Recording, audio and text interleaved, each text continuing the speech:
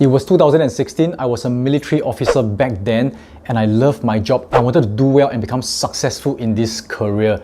So that day, when my boss told me to enter the office, I didn't know at that point in time, but that meeting was a huge turning point in my life. When I went to the office, my boss passed me a book and told me to read it. It was a book called Creating Wealth by Robert G. Allen. This book talks about wealth principles, and in less than 10 years, in 2013, I'll be speaking alongside Robert G. Allen himself, and I'll be regarded as a wealth expert. So this was one of the first books I read and understood the wealth principles that is seldomly taught. And that's the reason why many people don't ever become wealthy.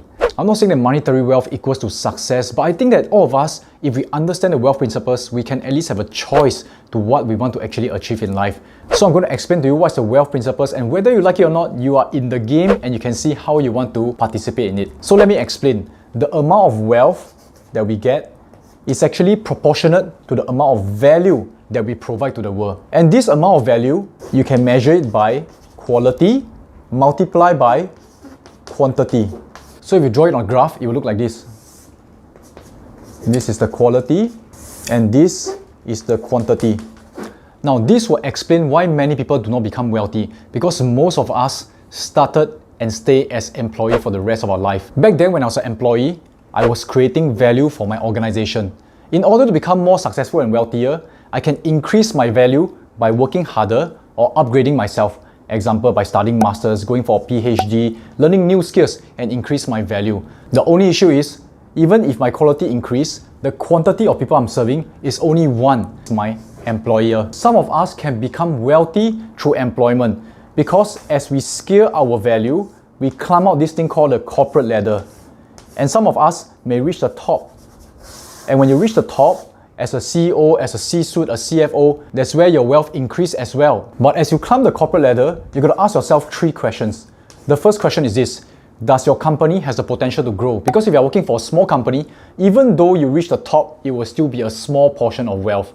The second question you ask yourself is the company structured to reward the employees? Because for example, like Google and Facebook, they rewarded the employees, and as the company grow, the employees become wealthy as well. And the third thing is this: does the company recognize your value? There are some very talented people who are never recognized. So these are 3 important questions you've got to ask yourself. And let me share with you, the chance of becoming rich through employment is not very high. Only few will reach the top, and it will also take a certain amount of luck for you to find a company that has the potential to grow, structure it to reward their employees, and also recognize your value for it. People who realize this go on to the next phase, called self-employed. When you go to self-employment, what happens is you can reach more people when you work harder. Let me give you an example. A Uber driver, he can serve more people throughout the day, and the more customers he finds, the more value he can create, and therefore he can make more money. There are some Uber drivers who create more wealth than people who are working in a company. If you can provide even more value, if you are a doctor can provide even higher value, and if the doctor works harder, like a GP that's near my house, he works every single day including weekend, he can become very wealthy as well. And the higher the quality of the value you provide, plus the more people you reach, the wealthier you become. So let me share with you the interesting fact. When you increase your value, the amount of people you can reach is also potentially higher. When I started my business training people how to invest, initially I had a very small class, like maybe 30 to 40 people. But I constantly think of how I can improve the training and also increase the chance of my students becoming successful in investing. That's where eventually I got invited to 20 over different cities, and each time speaking to thousands of people. And that's the reason I also accumulated wealth as a speaker doing the business in this training industry.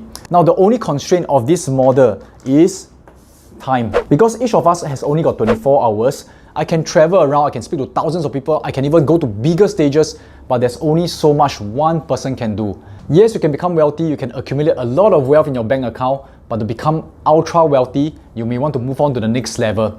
And to break through the time constraint, you got to learn how to scale your value. And we can scale using 2 things. I call them the 2T.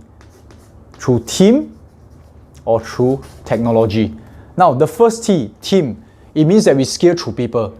So what do I do when I hit a barrier? I cannot keep traveling every single day for the rest of my life.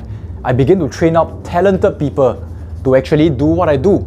Now with more talented investors and speakers, I was no longer limited to my time. We can actually scale and reach even more people in one weekend. I remember in one weekend, we can reach even 7 countries in multiple different languages. And that's where the value increases, and so did my wealth. In fact, using this method, I built a company that was eventually worth $10 million. But let me share with you the more powerful thing, the next T, which is technology.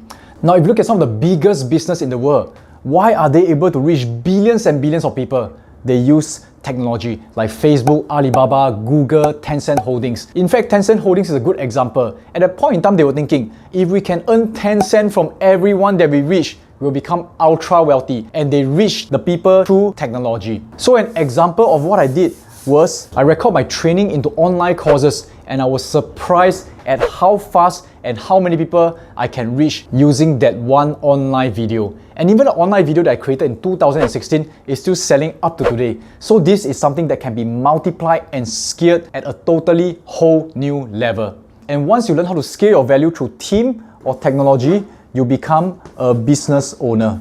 So if there's a chance you want to be ultra wealthy, ask yourself, how can you constantly scale your value in terms of quality and quantity? And also ask yourself, how can you break through using team or technology? I want to share with you one worst type of wealth seeker I've met, and these are people who do not understand their value. The worst type of entrepreneur or business owner are those who jump from one idea to the other idea, thinking that the next idea will make them rich. I want to share that I was guilty in my earlier days, and when I jumped from one idea to the other idea, I do not have enough time to increase the quality of that value and also to learn how to scale that particular value. So each time you throw a new idea, you are starting all over again to learn how to scale this whole entire model. It's really okay to learn new things, but you have to know what you are good in and focus on providing that value. Like a military saying goes, know yourself, know your enemy, 1,000 battles fought, 1,000 battles won.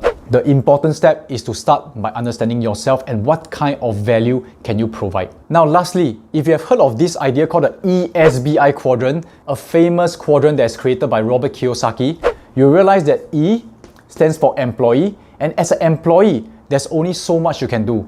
As self-employed, you can do a little bit more, but there's a constraint of time. B business owner is where you can become ultra rich. So the cash flow quadrant is asking people who want to become wealthy to learn how to jump from E, S to B and also I. Now what is I? I is actually investing. But how do you become rich through investing? It is to invest into businesses that has the potential to continue to reach more people and also spend effort to increase the quality of their value. So some of the famous investors like Warren Buffett, Peter Lynch, we look for businesses that has the potential to grow and reach even more people, either through team or technology, and also at the same time constantly improve their quality. And as the business grow, our wealth will grow together with it. The worst kinds of businesses to invest in are those who are constantly distracted, do not understand their value, and jumping from one business to the other. One day they are selling cars, the next day they are selling properties, and the next day they are actually going into fashion. So this is the wealth formula. If you are wondering how the ultra rich become so rich, I hope I've provided some answer, and you can also think about how you want to participate in this wealth formula. Whether you like it or not, you're part of it. So like my boss who care for me, wanting me to do well, not wanting me to spend 20-30 years of my life not understanding this wealth principle and regretting later. This is something I hope I did for you as well. So I just want you to have a choice and start doing well right now. I hope you have learned something. Tell me what you have learned and let's achieve financial joy together.